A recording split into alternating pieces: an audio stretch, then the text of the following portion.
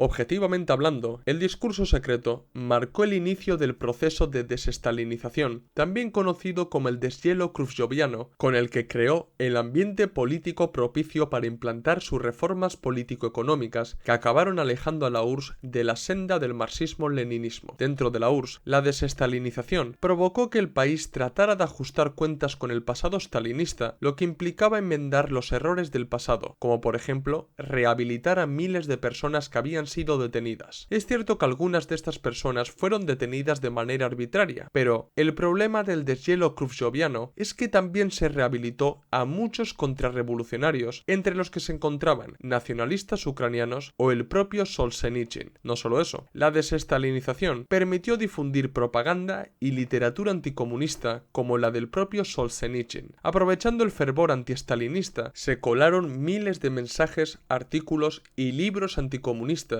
que sembraron las semillas para crear una base social enemiga del Estado soviético. El discurso secreto también tuvo repercusión en el ámbito internacional. Dentro del movimiento comunista internacional, los dirigentes considerados estalinistas fueron destituidos y fueron los cuadros que simpatizaban con Khrushchev los que llegaron al poder. Es decir, el máximo dirigente soviético, lejos de contentarse con imponer la desestalinización en la URSS, hizo todo lo que estuvo en su mano para que la desestalinización también se produjera en las repúblicas populares del bloque del Este y en los partidos que formaban parte del movimiento comunista internacional. La mayoría de los partidos comunistas del momento pecaban de seguidismo para con la URSS y siguieron el camino emprendido por la Unión Soviética de Khrushchev, promocionando dirigentes abiertamente revisionistas. Sin embargo, hubo dos países que no se sometieron a Khrushchev: China, con Mao Zedong, y Albania, con Enver Hoxha. Estos dos países tuvieron sus más y sus menos con Khrushchev, y las peleas ideológicas y políticas acabaron traduciéndose en la ruptura sino-soviética que fragmentó el movimiento comunista internacional para siempre. De hecho, los efectos de dicha ruptura aún se notan en el movimiento comunista internacional. La línea ideológica revisionista de Khrushchev, su ascenso al poder, la eliminación de rivales políticos dentro de la URSS y la lectura del discurso secreto en el 20 Congreso del PQS permitieron a Khrushchev implantar no solo en la URSS, sino en todo el bloque del Este, su línea ideológica revisionista. Pero, ¿en qué consiste su línea ideológica revisionista? Tenéis algunos vídeos en el canal dedicado a este tema y en mi libro, El revisionismo en la URSS, de Trotsky a Gorbachev, profundizo aún más en el revisionismo khrushcheviano, así que en este vídeo me voy a limitar a resumir los principios fundamentales de la línea ideológica revisionista de Khrushchev. 1. La exageración de la construcción del socialismo en la URSS. En muchas ocasiones, Khrushchev, como máximo dirigente soviético, llegó a afirmar que la URSS estaba a las puertas de pasar a la fase superior, es decir, al comunismo. En realidad, esta afirmación no era más que una exageración de la construcción del socialismo en la URSS que ocultaba las intenciones políticas de Khrushchev. Al analizar la situación de la URSS, Khrushchev entendió que el país estaba a las puertas del comunismo porque la gran propiedad estaba estatalizada y nacionalizada, el Estado mantenía su monopolio en el comercio exterior, una gran parte del campo estaba colectivizada a partir de los kolyoses y los sovyoses, y la esfera de influencia soviética había aumentado considerablemente tras la Segunda Guerra Mundial, abarcando Europa del Este y países asiáticos como China, Vietnam o Corea del Norte. Toda esta situación le llevó a pensar que el socialismo soviético estaba a punto de superarse y pasar a la fase comunista. Pero este análisis era un grave error que omitía las contradicciones internas y externas que aún mantenía la URSS. No es ningún secreto que el propio Stalin admitió en su artículo Los problemas económicos del socialismo en la URSS que en el país existía la producción mercantil, es decir, las mercancías, el intercambio monetario mercantil e incluso la ley del valor. También recalcó el hecho de que la colectivización y la industrialización no consiguieron erradicar por completo la contradicción campo-ciudad. El desarrollo desigual de las repúblicas soviéticas era un hecho más que evidente, puesto que mientras que las repúblicas soviéticas occidentales estaban más desarrolladas, las orientales aún estaban atrasadas. Incluso los enormes logros que consiguió la educación soviética capacitando a millones de soviéticos en tan solo unas décadas, tampoco consiguieron eliminar la contradicción existente entre el trabajo manual e intelectual, y ni qué decir del desarrollo de las fuerzas productivas. El grado del desarrollo de las mismas en la mitad del siglo pasado era completamente insuficiente, no solo en la URSS, sino también en los países imperialistas más avanzados para pasar a la fase superior del comunismo. Mi opinión es que Khrushchev era consciente de esto, y si él no lo era, al menos sus asesores y distintos ideólogos revisionistas apegados a la línea política de Khrushchev sí lo eran. El mayor problema de exagerar la construcción del socialismo es que tanto el partido como el Estado actúan en consecuencia para entrar en la fase comunista. Lo que quiero decir es que tanto el partido, entendiéndolo como vanguardia del proletariado, y el Estado soviético como dictadura del proletariado, comienzan a aplicarse la negación de la negación, esto es, empiezan a preparar el terreno para su extinción. Adelantar este proceso en un momento histórico que no corresponde podía traer nefastas consecuencias para el país. La exageración de la construcción del socialismo en la URSS llevó a Khrushchev a despojar al Estado de su carácter proletario, o mejor dicho, eliminar a la clase trabajadora su posición de clase dominante. De ahí su famosa consigna de Estado de todo el pueblo. Y lo mismo hizo con el partido, porque en palabras de Khrushchev, el partido ya no era la vanguardia del proletariado, sino el partido de todo el pueblo. Declarar que el Estado y el partido eran de todo el pueblo abría las puertas de par en par para los elementos contrarrevolucionarios que el propio Khrushchev había rehabilitado para ajustar cuentas con el pasado stalinista, y no solo eso, porque la existencia de la burocracia enquistada tanto en el aparato estatal como en el partidista lo popularizaría y equivaldría a que el pueblo aceptara esta falsa democratización. 2. La contradicción Unión Soviética-Estados Unidos, la contradicción principal. La Guerra Fría dividió el mundo en dos grandes campos, el bloque imperialista, liderado por Estados Unidos, y el bloque del Este, liderado por la Unión Soviética. Esta pugna geopolítica era más que evidente, pero Khrushchev cometió un grave error al convertirla en la contradicción principal de mediados del siglo pasado. La contradicción siempre será la de clase, pero tal y como se lo corrigió el Partido Comunista de la Unión Soviética, existían otras contradicciones, como la existente entre las naciones oprimidas y las opresoras, la contradicción interimperialista y la existente entre el campo socialista y el imperialista. La dialéctica nos enseña que los fenómenos están interrelacionados y que solo podemos llegar a entender la realidad si lo hacemos en su constante interconexión. Es cierto que a veces las contradicciones fluctúan y toman mayor importancia unas sobre otras, pero nunca se absolutizan, o mejor dicho, no se rechaza la existencia de resto de contradicciones contradicciones. Y aún más grave es querer exagerar una contradicción secundaria, convirtiéndola en contradicción principal y relegar a segundo plano la contradicción de clase, porque esto provoca nefastas consecuencias como el interclasismo o seguir a la zaga de la clase burguesa. Khrushchev no se equivocó al hablar de la contradicción existente entre la Unión Soviética y Estados Unidos, pero sí lo hizo al convertirla en la contradicción principal. Lo primero que se debe recalcar es que, al colocar esta contradicción como la principal, Khrushchev igualaba a la URSS con Estados Unidos, es decir, aceptaba el estatus de superpotencia de la Unión Soviética. Sin embargo, para él, hubo un hecho que alteró el desarrollo de todas las contradicciones: la aparición de la bomba atómica. En aquel momento, Estados Unidos y la URSS eran las dos potencias nucleares, y ambos sabían que una guerra entre ellos aseguraba la destrucción mutua. Para Khrushchev, esta nueva condición material cambiaba el tratamiento de las contradicciones, puesto que la existencia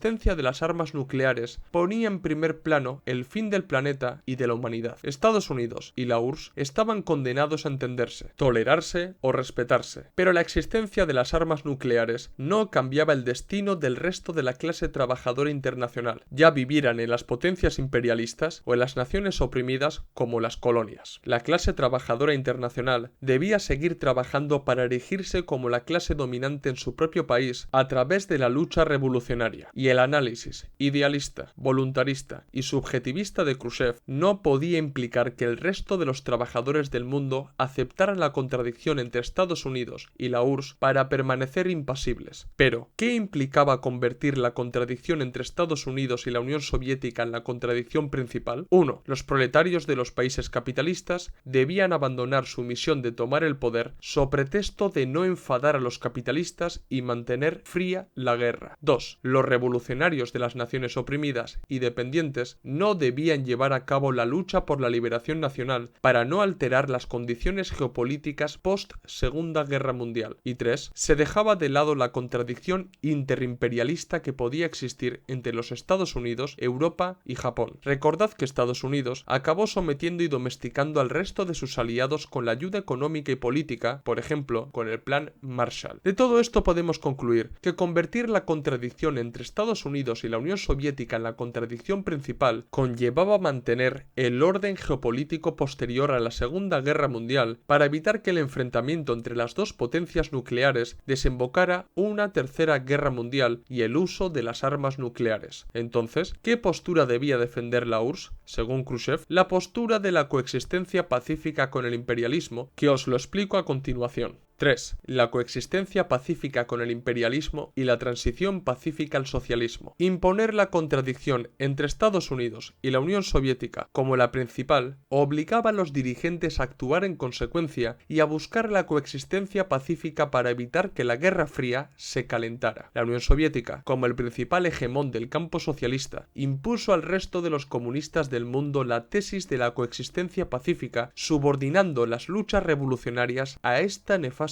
tesis. Coexistir y respetarse con Estados Unidos para no entrar en una guerra nuclear hizo que Khrushchev obligara al resto de los comunistas del mundo a mantener esa coexistencia, puesto que los intentos revolucionarios en el resto del mundo afectarían de manera directa al campo imperialista, lo que a su vez alteraría la contradicción principal y haría que la guerra se calentara. Para Khrushchev eso no era posible, y dejó otra opción a los comunistas del mundo: la transición pacífica al socialismo. Con tal de mantener la coexistencia pacífica, los trabajadores del resto del mundo debían optar por la vía pacífica al socialismo para no alterar el orden geopolítico imperante a mediados del siglo pasado. Esto equivalía a abandonar la lucha revolucionaria para convertir la contradicción entre Estados Unidos y la URSS en la contradicción principal y subordinar el resto de las contradicciones, incluso la de clase. Sin embargo, Khrushchev sabía que dentro de la coexistencia pacífica había lugar para disputar con Estados Unidos, pero en otros ámbitos. Por ello, llegó a la conclusión de que las disputas entre estos dos países debían basarse en competiciones, es decir, en carreras como la carrera espacial y la carrera armamentística. Según Khrushchev, que la URSS se antepusiera a Estados Unidos en estas carreras demostraría la superioridad del sistema socialista soviético sobre el capitalismo estadounidense. En una clara muestra de idealismo, Khrushchev llegó a pensar que las victorias que obtuviera la URSS en la carrera espacial espacial y armamentística demostrarían al mundo que el socialismo era superior y de esta manera todas las naciones del mundo querrían disfrutar de sus ventajas y se pasarían al campo socialista. En resumen, el análisis de Khrushchev fue sumamente idealista y nefasto. La política económica de Khrushchev. Aparte de su línea ideológica, es necesario hablar de su política económica, ya que las reformas que aplicó en la URSS sentaron las bases de la descentralización y la liberalización de la economía soviética. La política económica de Khrushchev surgió a raíz del 20 Congreso del PQS, puesto que no era posible abrir un nuevo periodo en la URSS ni introducir reformas económicas alejadas de la política económica impulsada por Stalin sin poner punto y aparte con el legado de Stalin. La desestalinización y el deshielo khrushcheviano permitieron que se debatiera en el país la necesidad de introducir nuevas políticas económicas alejadas de la pura planificación centralizada de la economía. Evsei Lieberman fue uno de los economistas que más destacó durante el deshielo khrushcheviano. Lieberman propuso un nuevo modelo económico que otorgaba cierta libertad a las empresas estatales para gestionar la producción, contrariando el principio soviético de que la planificación económica debía regirse por las leyes del desarrollo armónico de la economía, en el que el desarrollo de las fuerzas productivas y por ende de la producción estaba condicionado por la necesidad de satisfacer las necesidades de la población. Otorgar mayor independencia a las empresas controladas por burócratas cercanos a Khrushchev provocaría que estas empresas se desligaran de la gente y no cubrieran las necesidades de la población. Esto haría que la ley del valor escapara del control estatal y las empresas entraran en la lógica de la búsqueda del máximo beneficio. Khrushchev aceptó las tesis de Lieberman, quien llegó a ser su consejero económico. La idea de otorgar mayor independencia a las empresas para que prevaleciera la autogestión llegó a ser incluso atractiva para la población soviética. Si nos quedamos en la superficie, parece que Khrushchev y Lieberman proponían que las empresas fueran autogestionadas por los trabajadores, alejándose de las directrices estatales y rigiéndose por el control obrero de la producción. Pero esta descentralización no era realmente así. En la URSS de Khrushchev, los gérmenes del control obrero de la producción dentro de las empresas estatales eran inexistentes. En realidad, los directores y jefes de producción controlaban la vida de estas empresas. Al igual que en la política, en la economía también existía burocratización, y en tales condiciones, otorgar libertad y autogestión a las empresas equivalía a dejar que los burócratas de las empresas tuvieran las manos libres para defender sus propios intereses. En realidad, Khrushchev abrió la puerta para que estas empresas velaran por sus propios intereses y, en vez de dirigir la producción a la satisfacción de las necesidades de la clase trabajadora, dirigieron su atención a la búsqueda de la eficiencia y la rentabilidad económica y del máximo beneficio. Es decir, Khrushchev y Lieberman introdujeron la lógica capitalista pura y dura en las empresas estatales soviéticas. He aquí algunos ejemplos y consecuencias de las reformas liberalizadoras de la política económica de Khrushchev. Impuso nuevas normas de trabajo congelando el aumento del salario mínimo a la vez que aumentaban las cuotas de producción. Cerró las estaciones de tractores y maquinarias que, antes de esa fecha, suministraban a los koljoses y sovjoses toda la maquinaria agrícola necesaria. Destruyó millares de aldeas soviéticas porque fueron declaradas no rentables y carentes de perspectivas. Emprendió la segunda colectivización, con el que el ganado de propiedad personal debería ser vendido y las pequeñas huertas domésticas fueron prohibidas en las granjas, o aprobó el plan de las tierras vírgenes para que los jóvenes soviéticos fueran a cultivar tierras lejanas en Siberia o en el lejano oriente, que acabó siendo un verdadero desastre al intentar cultivar allí productos agrícolas que no proliferaban en tales condiciones geoclimáticas. Obviamente, los resultados de los experimentos económicos de Khrushchev fueron negativos, ya que los precios de los alimentos como la carne y la mantequilla subieron un 30%. En 1963 se introdujo el racionamiento de pan y el ritmo de crecimiento de la agricultura se redujo de 7,5 a 1,5%.